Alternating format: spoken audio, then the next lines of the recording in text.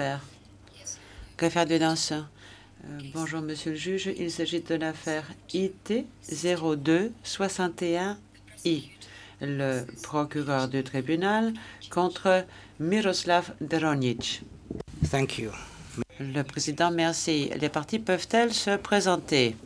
L'accusation d'abord. Monsieur Harmon, bonjour, Monsieur le juge Liu. Je m'appelle Mark Harmon. Je suis accompagné de Camille Bibbles, de Mark Vlasic et de notre assistante. Le président, merci. Pour la défense, je m'appelle Dietrich Hermann. Je suis avocat à Berlin et je suis accompagné de Yelena Nikolic. Nous représentons l'équipe de la défense. Le président, merci. Nous allons maintenant procéder à la comparution initiale de l'accusé Miroslav Deronic. En vertu de l'article 62 du règlement de procédure et de preuve du tribunal. L'acte d'accusation dressé contre M. Deronic a été délivré par le procureur le 3 juillet 2002. Il a été confirmé le lendemain, le 4 juillet 2002. Un mandat d'arrêt a été délivré à l'encontre de l'accusé. M. Deronic a été transféré au quartier pénitentiaire du tribunal pénal international à La Haye le lundi 8 juillet 2002.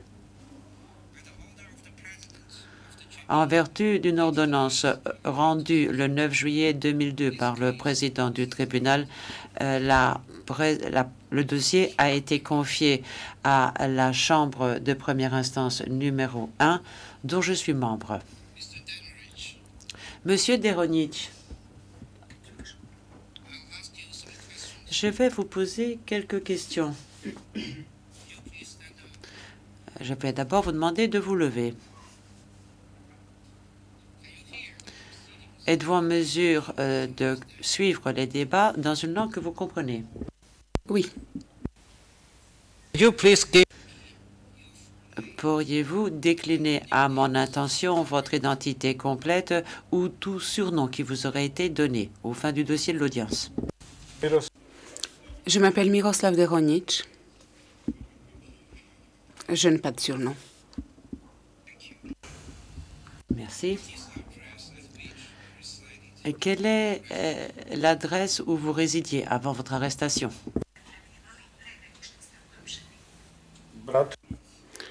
J'habitais dans la rue de Gavrilo Princip, numéro 22, à Bratunac. Quel est votre lieu et date de naissance? Je suis né le 6 juin 1954 à Bratunac. Si. Est-ce que votre famille ou l'ambassade de votre État sont informés de votre arrestation et de votre transfert au quartier pénitentiaire du tribunal à La Haye? Would you like the tribunal? Voudriez-vous que le tribunal informe des membres de votre famille ou l'ambassade de votre arrestation et transfert? Ils ont été présents au moment de mon arrestation. Thank you. You may... Je vous remercie. Veuillez vous rasseoir, monsieur.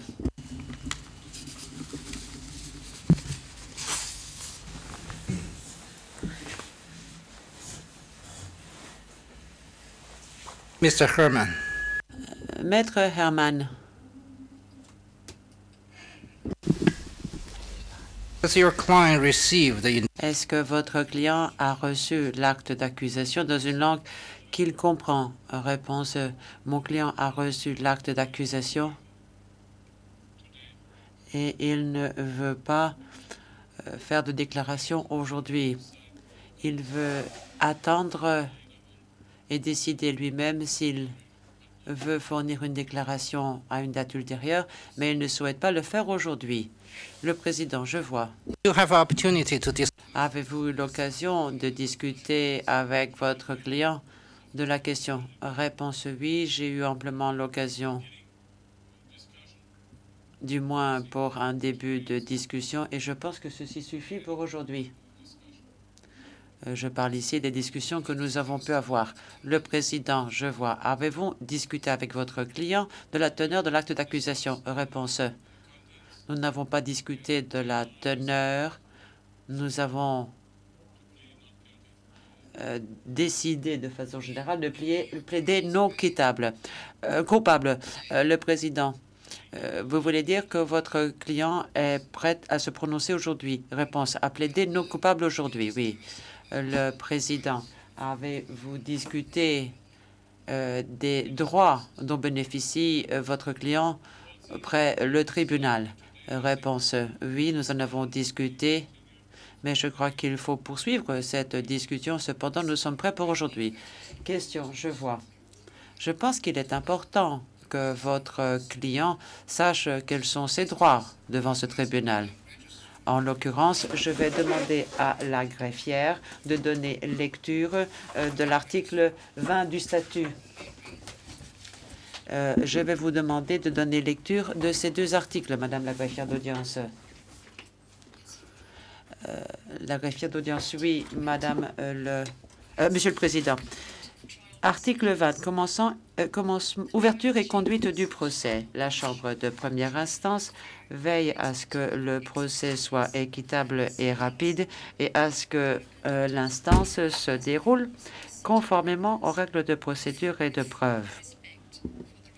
Les droits de l'accusé étant pleinement respectés et la protection des victimes et des témoins dûment assurée.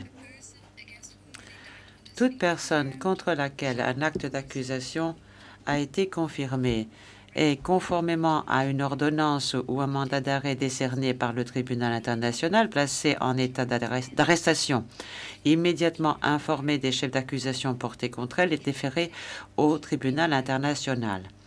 La Chambre de première instance donne lecture de l'acte d'accusation, s'assure que les droits de l'accusé sont respectés, confirme que l'accusé a compris le contenu de l'acte d'accusation et lui ordonne de plaider coupable ou non coupable. La Chambre de première instance fixe alors la date du procès. Les audiences sont publiques, à moins que la Chambre de première instance ne décide de les tenir à huis clos conformément à ses règles de procédure et de preuve. Article 21. Les droits de l'accusé. Tous sont égaux devant le tribunal international.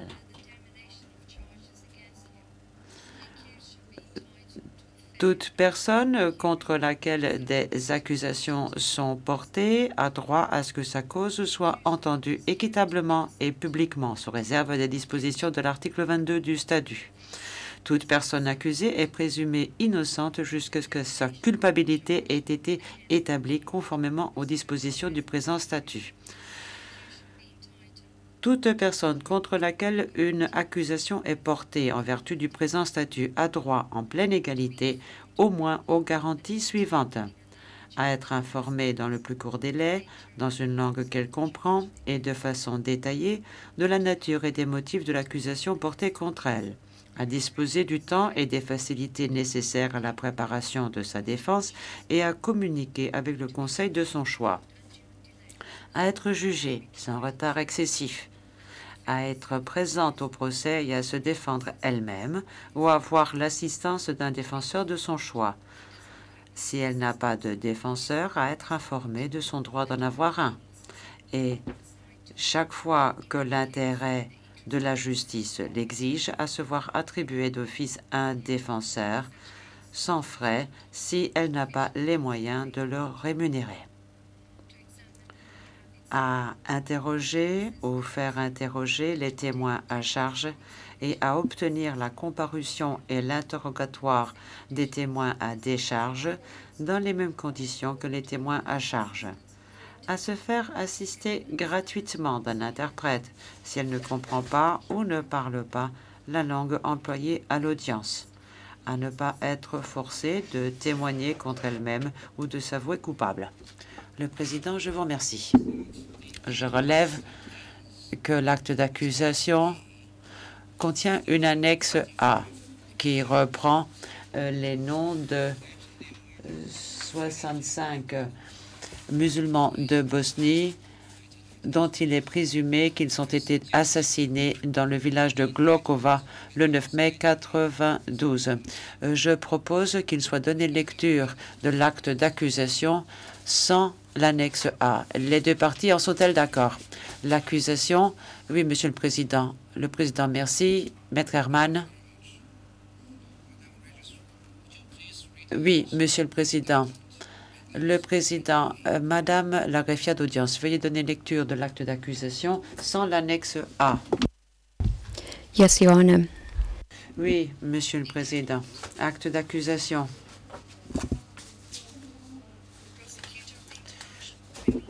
Le procureur du tribunal pénal international pour l'ex-Yougoslavie, en vertu des pouvoirs qui lui sont conférés par l'article 18 du statut du tribunal pénal international pour l'ex-Yougoslavie, le statut du tribunal ci-après, accuse Miroslav Deronjic de crimes contre l'humanité et de violation des lois ou coutumes de la guerre telles qu'exposées ci-dessous.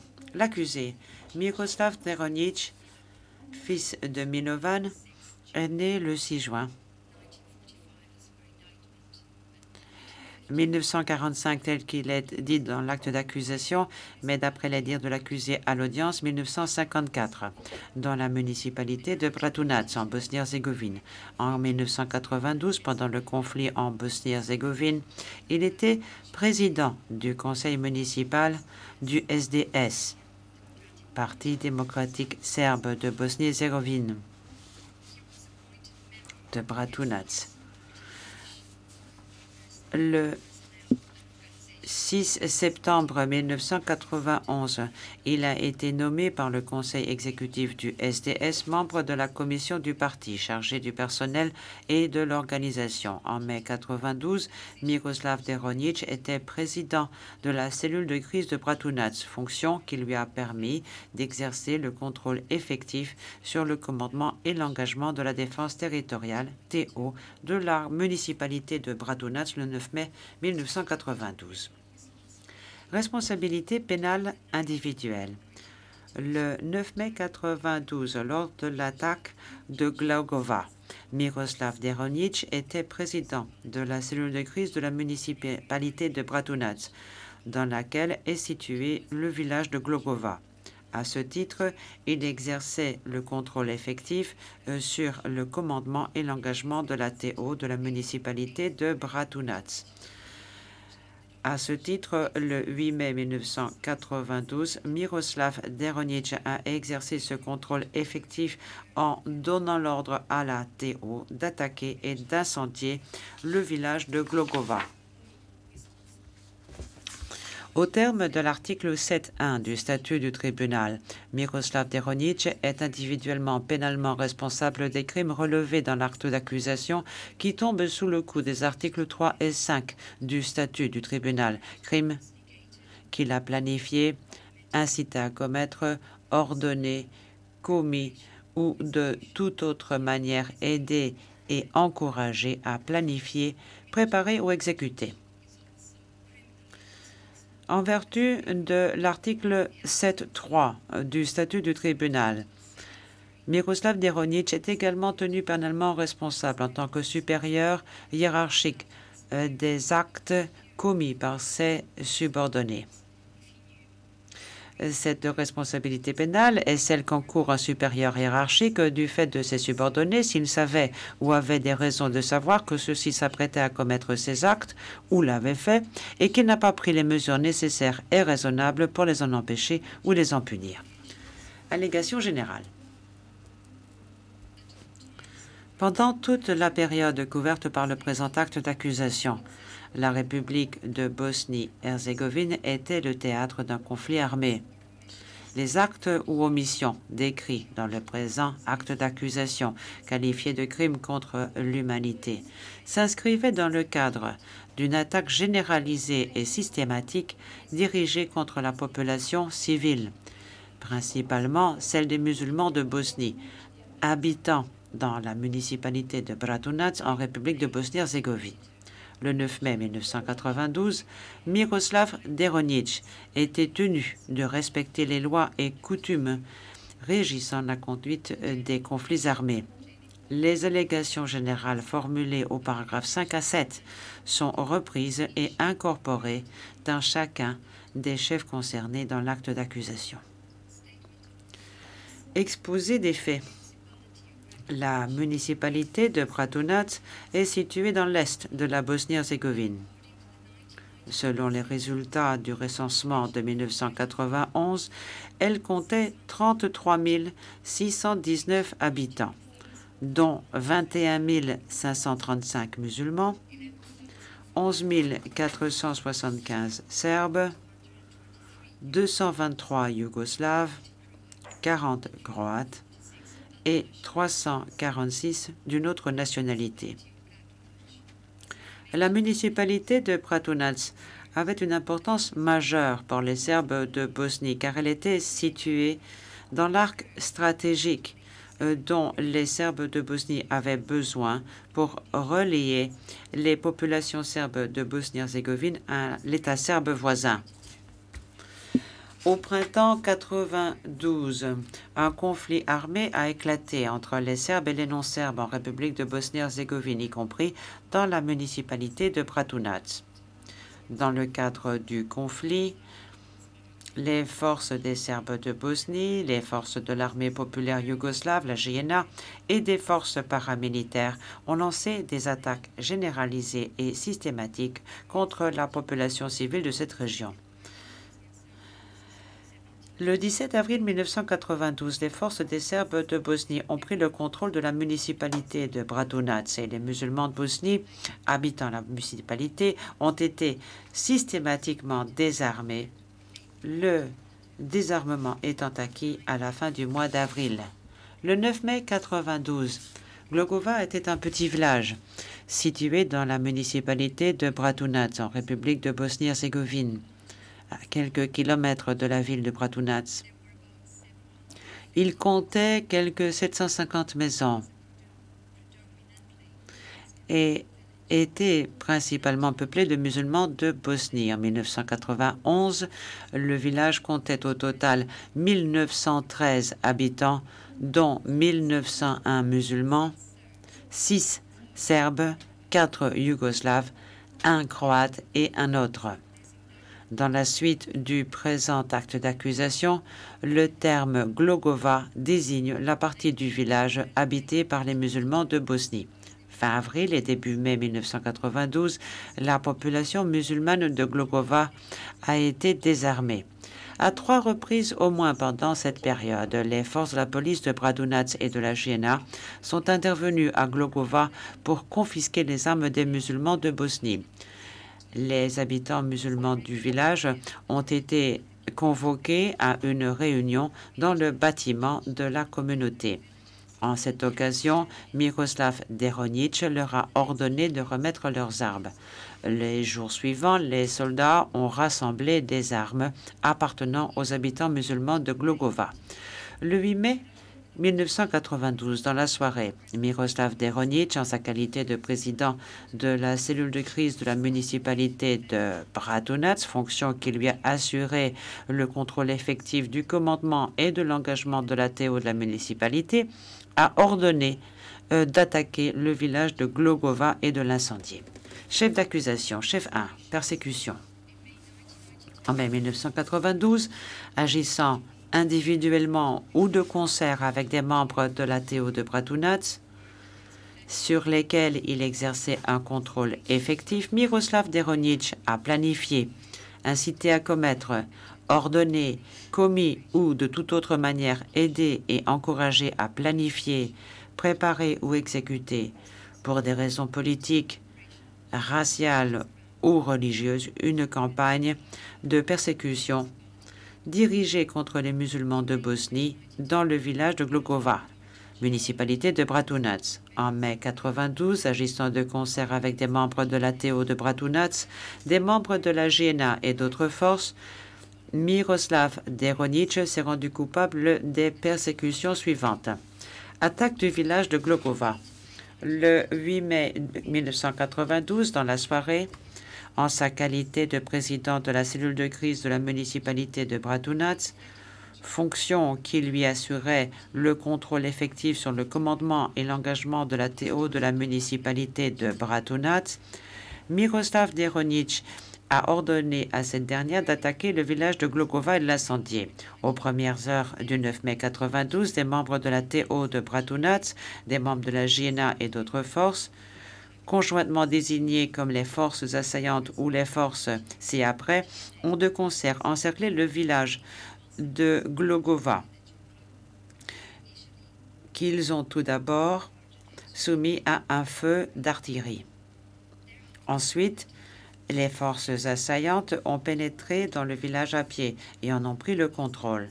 Les musulmans du village, qui avaient été désarmés auparavant, n'ont pas opposé de résistance. Les forces assaillantes ont ensuite incendié des maisons et des bâtiments appartenant aux musulmans de Bosnie, ainsi que la mosquée. La partie musulmane du village de Glogova a été entièrement rasée. Miroslav Deronic était présent lors de l'attaque de Glogova.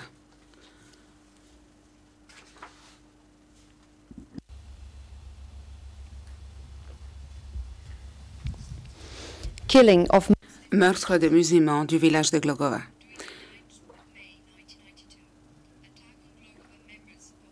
Des membres de la TO de Bratunac, dont Najan Mladenovic, Milo, alias Riba, Milan Zaric, Gojko Radic, Drago Takic et Dusan Jivanovic, alias Dule, ont participé à l'attaque de Glogova le 9 mai 1992.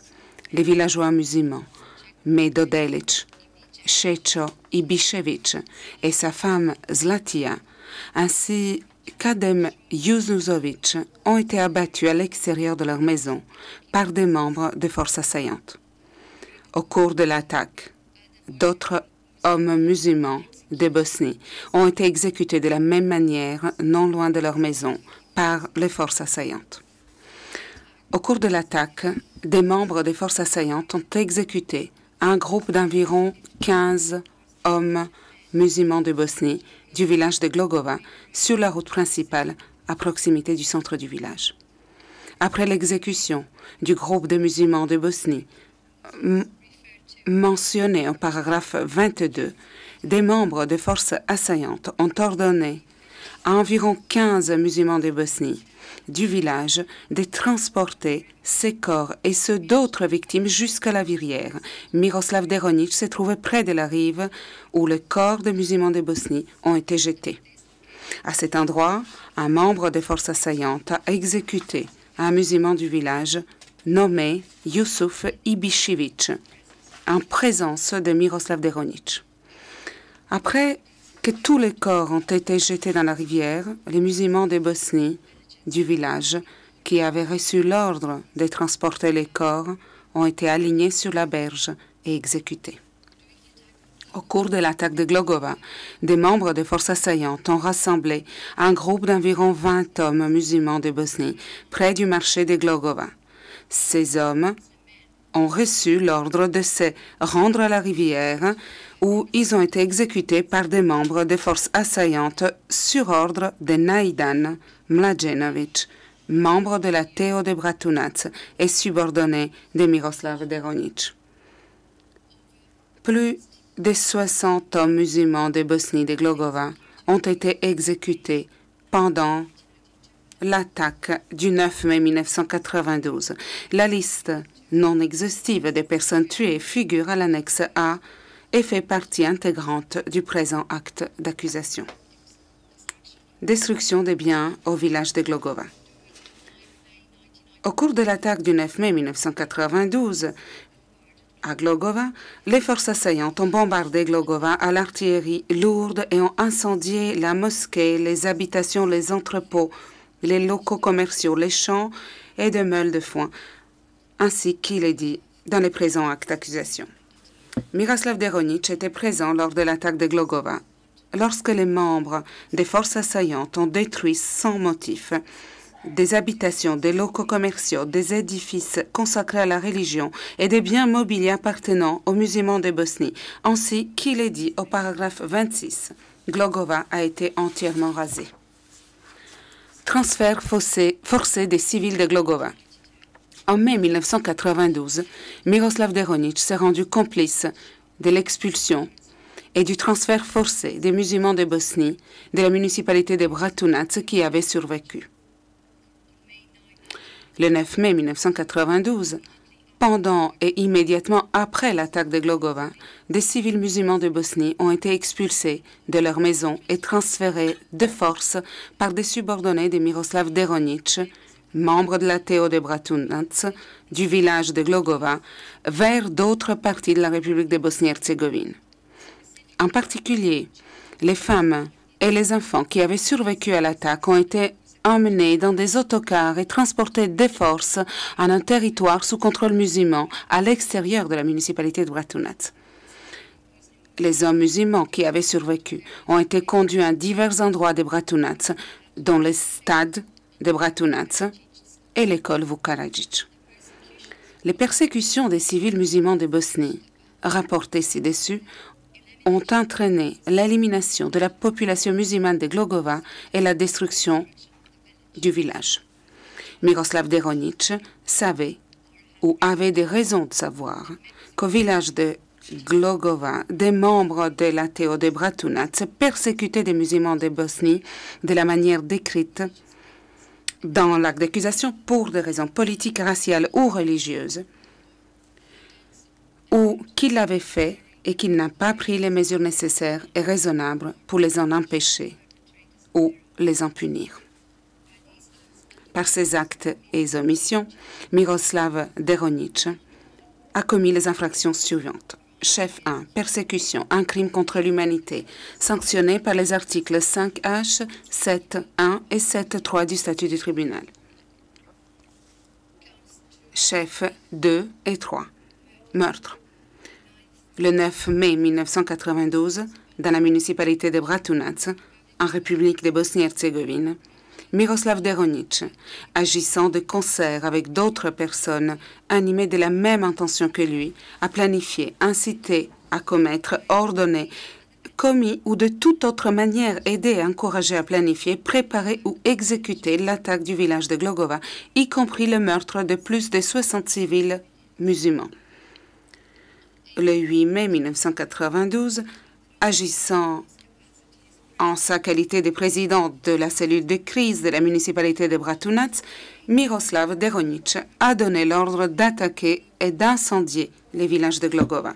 Le 9 mai 1992, le village de Glogova a été attaqué. Des membres de forces assaillantes ont donné l'ordre aux musulmans de Bosnie habitant les villages de sortir de chez eux.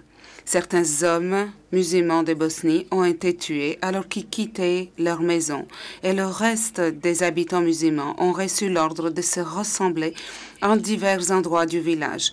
Là, les hommes ont été séparés des femmes et des enfants et quelques-uns ont été sommairement exécutés. Des membres de la TO de Bratunac, dont Najdan Mlađenović, Milo, alias Riba, Milan Zarić, Gojko Radić, Drago Takić, Dušan Živanović, alias Dule, ont participé à l'attaque de Glogova.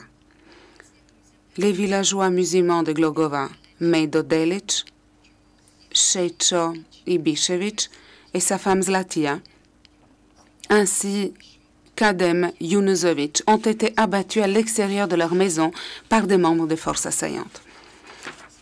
Au cours de l'attaque, d'autres hommes musulmans de Bosnie ont été exécutés de la même manière, non loin de leur maison. Pendant l'attaque de Glogova, des membres de forces assaillantes ont exécuté un groupe d'environ 15 hommes musulmans de Bosnie sur la route principale, à proximité du centre du village. Après l'exécution du groupe de musulmans de Bosnie mentionné au paragraphe 37, des membres de forces assaillantes ont donné l'ordre à environ 15 habitants musulmans du village de transporter ces corps et ceux d'autres victimes jusqu'à la rivière.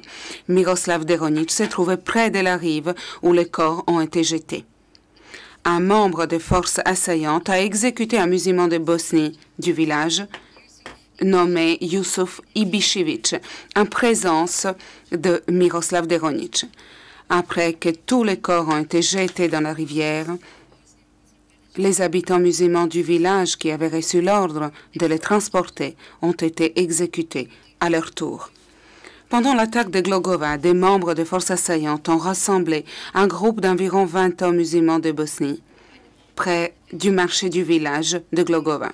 Ces hommes musulmans de Bosnie ont reçu l'ordre de se rendre à la rivière à pied où ils ont été exécutés par des membres des forces assaillantes sur ordre de Najdan Mladenovic, membre de la TO de Bratunac et subordonné de Miroslav Deronic.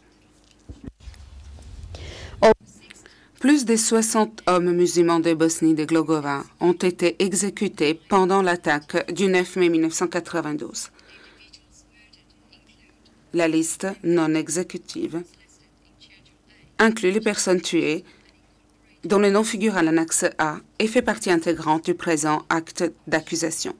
Par ces actes ou omissions, Miroslav Deronic a commis les infractions suivantes. Chef 2, assassinat, un crime contre l'humanité, sanctionné par les articles 5A, 7.1 et 7.3 du statut du tribunal. Et chef 3, meurtre, une violation des lois ou coutumes de la guerre, telles que reconnues par l'article 3.1a des Conventions de Genève de 1949, sanctionnées par les articles 3, 7.1 et 7.3 du statut du tribunal. Chef 4 à 6. Destruction sans motif de villes ou de villages, destruction d'édifices consacrés à la religion, attaque d'un village non défendu. Le 9 mai 1992, dans la municipalité de Bratunac, en République de Bosnie-Herzégovine, Miroslav Deronic, agissant individuellement ou de concert avec d'autres personnes animées de la même intention que lui, a planifié, incité à commettre, ordonné, commis ou de toute autre manière aidé et encouragé à planifier, préparer ou exécuter une attaque contre les villages non défendus de Glogova, ainsi que la destruction complète et sans motif des habitations, locaux commerciaux, édifices consacrés à la religion et biens mobiliers appartenant aux musulmans de Bosnie dans les villages de Glogova.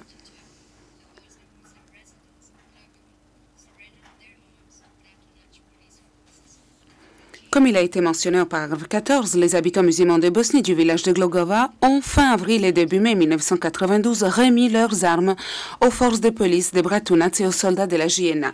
Le 9 mai 1992, ils n'ont opposé aucune résistance aux forces assaillantes. Le 9 mai 1992, Glogova a été attaqué. Des nombres de forces assaillantes ont bombardé les villages de Glogova et incendié la mosquée, des maisons, des entrepôts, des locaux commerciaux, des champs et des meules, des foins appartenant aux musulmans de Bosnie. À la fin de l'attaque, le village de Glogova a été entièrement rasé. En sa qualité de président de la cellule de crise de la municipalité de Bratunac, fonction qui lui assurait le contrôle effectif sur le commandement et l'engagement de la TO de Bratunac, Miroslav Deronic a donné l'ordre d'attaquer Glogova. Miroslav Deronic était présent pendant l'attaque quand le village a été entièrement rasé. Par ces actes ou omissions, Miroslav Deronic a commis les infractions suivantes. Chef 4, destruction sans motif des villes ou des villages, une violation des lois ou coutumes de la guerre, sanctionnée par les articles 3b, 7.1 et 7.3 du statut du tribunal. Chef 5, destruction d'édifices consacrés à la religion, une violation des lois ou coutumes de la guerre, sanctionnée par les articles 3D, 3.1, 7.1, ça reprend l'interprète, et 7.3 du statut du tribunal. Chef 6, attaque d'un village non défendu, une violation des lois ou coutumes de la guerre, sanctionnée par les articles 3C, 7.1 et 7.3 du statut du tribunal. Fait le 3 juillet 2002. Merci. Le président, merci Madame la greffière. Monsieur Deronic, maintenant, je vais répéter brièvement les chefs qui figurent à l'acte d'accusation. Et je vais vous demander ensuite de plaider coupable ou non coupable à chaque charge. Vous devriez répondre par rapport à chaque chef, coupable ou non coupable. Est-ce que vous avez compris cela? Réponse, oui.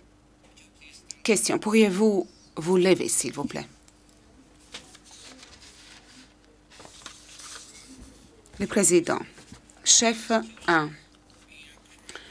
Vous êtes accusé de persécution, un crime contre l'humanité. Comment plaidez-vous?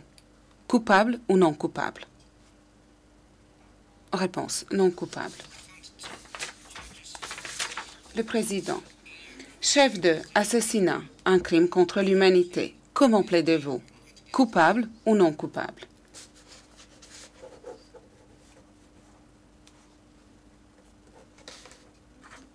Réponse. Je plaide non coupable. Le président. Chef 3. Meurtre. Une violation des lois ou coutumes de la guerre. Que plaidez-vous?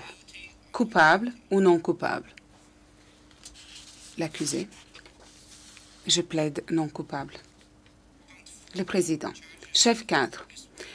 Destruction sans motif des villes ou des villages.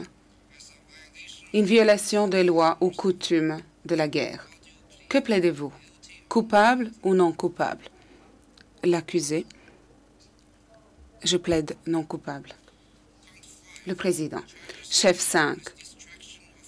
Destruction d'édifices consacrés à la religion.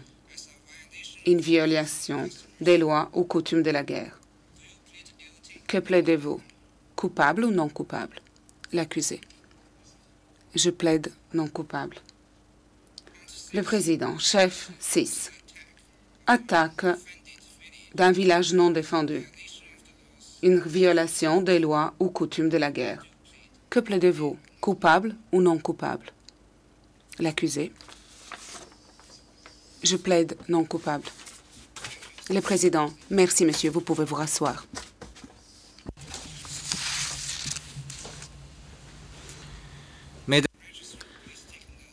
Je demande au greffier de prendre note du fait que M. Deronich a plaidé non coupable à tous les chefs figurant à l'acte d'accusation.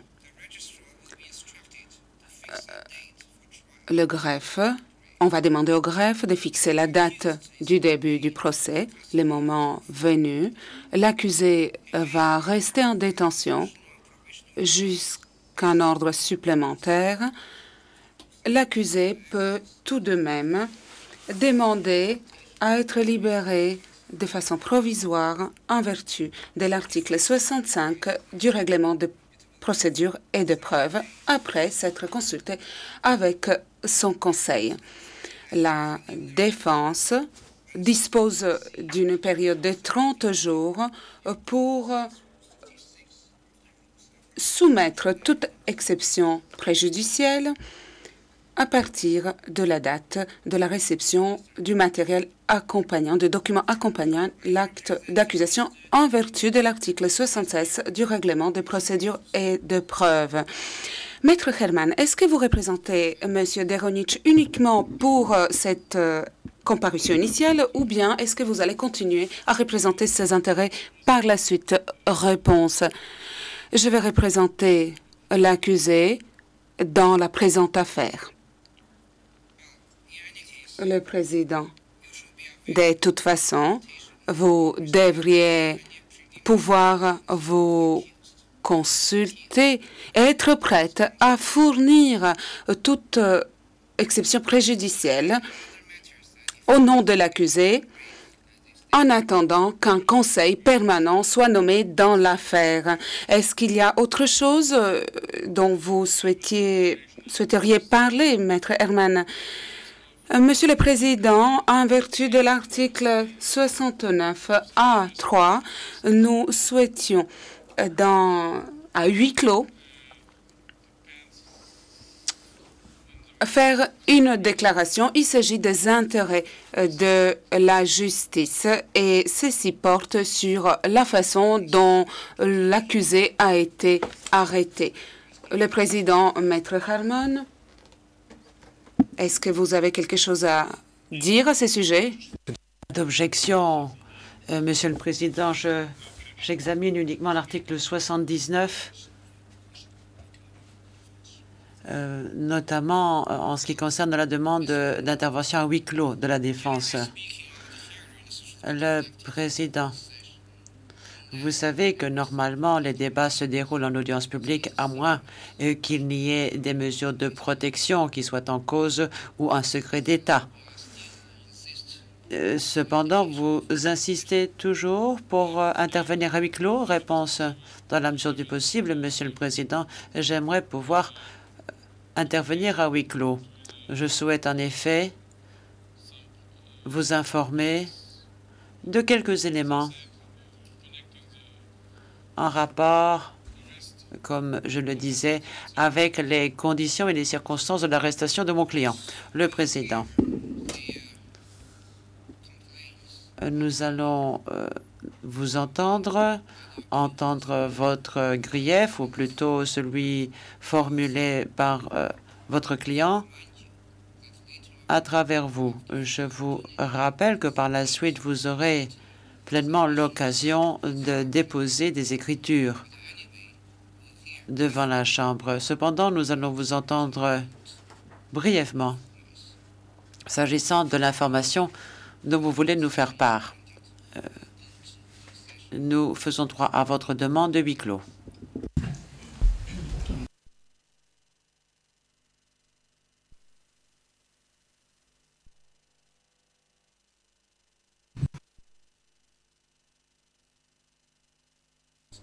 Je me tourne maintenant vers l'accusation. Et j'aimerais lui rappeler qu'en vertu de l'article 66 du règlement de procédure et de preuve, elle dispose d'un délai de 30 jours pour communiquer toutes les pièces jointes à l'acte d'accusation. Pourriez-vous nous dire, Monsieur Harmon, et dire plus exactement à la défense si vous allez être en mesure de vous acquitter des obligations qui sont les vôtres en vertu de cet article? Réponse: avant le début de l'audience, j'avais en main les pièces jointes à l'acte d'accusation. Je les ai offertes à mon collègue de la Défense, mais j'ai appris à ce moment-là que les conseils de la Défense n'interviendront que pour la comparution initiale. Ils préfèrent donc attendre la désignation d'un conseil permanent. Et vu la réponse donnée par Maître Herman suite à votre question qui consistait à savoir si il allait être conseil permanent ou provisoire, j'hésite un peu. De toute façon, nous avons ces éléments aujourd'hui. Nous sommes prêts à les fournir à la Défense ou, si ce n'est pas souhaitable, à l'accusé lui-même. Le Président: et ces documents sont-ils traduits dans une langue que comprend l'accusé? Réponse: oui. Le Président: je vous remercie. Voulez-vous soulever d'autres questions à ce stade de la procédure? Réponse: si ce n'est cette précision, à savoir la question de savoir si Maître Herman sera le conseil permanent. Le Président: pour veiller à une mise en état effective de l'affaire, c'est le juge El Mardi qui sera le juge de la mise en état en espèces. Celui-ci va fixer une conférence de mise en état dans le délai de 120 jours qui court à partir d'aujourd'hui en vertu de l'article 65 bis A du règlement. Ceci afin de faciliter la mise en état de l'affaire. L'audience est levée. Vous levez.